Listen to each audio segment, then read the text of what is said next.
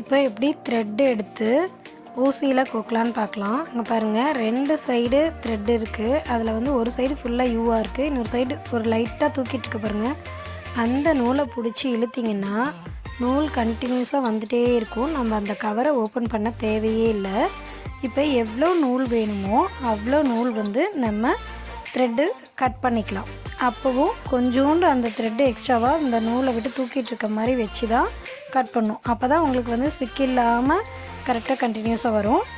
இப்போது இந்த த்ரெட்டில் வந்து மொத்தம் 6 நூல் இருக்கும். 6 நூல் தனித்தனியாக இருக்கும். 6 நூல் சேர்ந்தது தான் ஒரு நூலாக அதில் இருக்குது. நமக்கு இது தேவையான அளவு நம்ம பிரிச்சுக்கலாம். மேக்ஸிமம் வந்து 3 நூலாக தான் பிரித்து நம்ம ஸ்டிச்சுக்கு தகுந்த மாதிரி யூஸ் பண்ணுவோம்.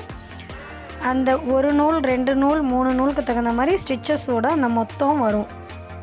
மேக்ஸிமம் முழுசாக 6 நூலும் யூஸ் பண்ணுவோம். அதை விட்டால் 2ஆக பிரித்து 3 நூலாக தான் யூஸ் பண்ணுவோம். இப்போ 3 நூலை பிரிச்சுக்கலாம்.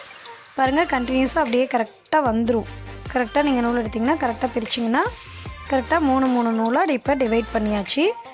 இப்போது நீடில் த்ரெட்டர் வச்சு நீடில் எப்படி த்ரெட்டை கோக்கலாங்கிறது பார்க்கலாம். நீடில் த்ரெட்டருங்கிறது நம்ம ஊசியில் நூலை கோக்கிறது தான் ஈஸியான வழிமுறைன்னு வச்சுக்கோங்களேன். இதான் நீடில் த்ரெட்டர்.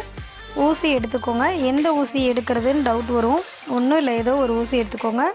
ரொம்ப காது ஓட்டை பெருசாக இருக்கிற ஊசி வேண்டாம், அதை வச்சுருங்க. மீதி எந்த நூல் வேணால் எடுத்துக்கோங்க.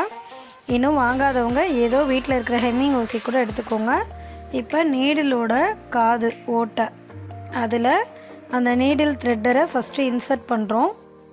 இன்சர்ட் பண்ணிவிட்டு அந்த நூலை அந்த வி டைப் அந்த அகலமான இடத்துல எங்கே வேணால் விடலாம். அந்த அகலமான இடத்துல விட்டு ஈஸியாக இருக்கும். கொஞ்சோண்டு நூலை வெளியே எடுத்து விட்டுட்டு இப்போ ஊசியை பிடிச்சிட்டு அந்த ஓட்டையிலேருந்து அந்த த்ரெட்டரை இழுத்திங்கன்னா ஊசி கோத்தாச்சு. நம்ம கஷ்டப்பட்டு கோக்கிறதுக்கு பதில் இது ஈஸியாக நம்ம ஊசி கோத்தாச்சு. இப்போ எண்ணாட்டு அந்த நூலில் எண்ணாட்டு எப்படி போடுறதுன்னு பார்க்கலாம். விரலில் ஒரு சுற்றி அதை அப்படியே உருட்டி இழுத்திங்கன்னா ஊசியில் நாட்டு விழுந்துடும். அவ்வளோதாங்க, இது நாட் போட்டாச்சு.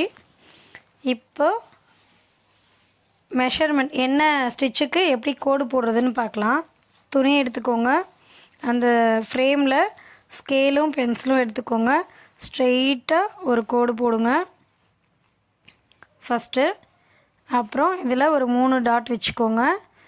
ஃபஸ்ட்டு வந்து நம்ம ஸ்ட்ரெயிட் ஸ்டிச் போட போகிறோம். ஸ்ட்ரெயிட் ஸ்டிச்சுங்கிறது ஃபஸ்ட்லேருந்து லாஸ்ட் வரைக்கும் போடுறது ஸ்ட்ரெயிட் ஸ்டிச்சு. நான் அதை உங்களுக்கு 3ஆக டிவைட் பண்ணி சொல்லி கொடுத்துருக்கேன். செகண்ட் ஸ்டிச்சுக்குண்டான ஸ்ட்ரெயிட் லைன் போட்டுக்கோங்க. இந்த செகண்ட் ஸ்டிச்சில் ஒரு ஈஸியாக ஒரு வே என்னென்னா, நம்ம மெஷர்மெண்ட் நோட் பண்ணிட்டா அந்த கோட்டில் நேராக வரும். 1 சென்டிமீட்டருக்கு நடுவில் ஒரு கோடு இருக்கும், 0.5 சென்டிமீட்டர். அந்த ஒவ்வொரு 0.5 சென்டிமீட்டருக்கும் லைட்டாக டாட் வச்சுட்டே வாங்க, அவ்வளோதான். ஸ்கேல் எடுத்து வைக்கிறீங்க. ஸ்கேலில் 1 சென்டிமீட்டருக்கு நடுவில் ஒரு சின்ன மிடில் கோடு இருக்கும் பாருங்கள், கோடு தெரியுதா? அதிலேருந்து 0.5க்கு டாட் வச்சுட்டு வாங்க. அடுத்தது நெக்ஸ்ட்டு தேர்டு ஸ்டிச்சுக்கு ஒரு கோடு போட்டுக்கோங்க. சேம் அதே மாதிரி 0.5க்கு ஒரு டாட் வச்சுட்டே வாங்க. இது வந்து நமக்கு கோண முனையாக போகாமல் ஃபஸ்ட்டு போடுறப்போ ஒரு தடுமாறாமல் இருக்கிறதுக்காக ஒரு ஈஸி மெத்தடு. 0.5 சென்டிமீட்டருக்கு ஒரு டாட் வச்சுட்டு வாங்க. நீங்கள் இப்படி வச்சுக்கலாம். அந்த 1 2 3 அப்படிங்கிறதுக்கு நடுவில் ஒரு பெரிய கோடு இருக்குது பாருங்கள். அந்தந்த இடத்துல எல்லா இடத்துலையும் ஒரு டாட் வச்சுட்டு வந்தீங்கன்னா ஈஸியாக இருக்கும். 1 1.5 2 2.5 அந்த மாதிரி.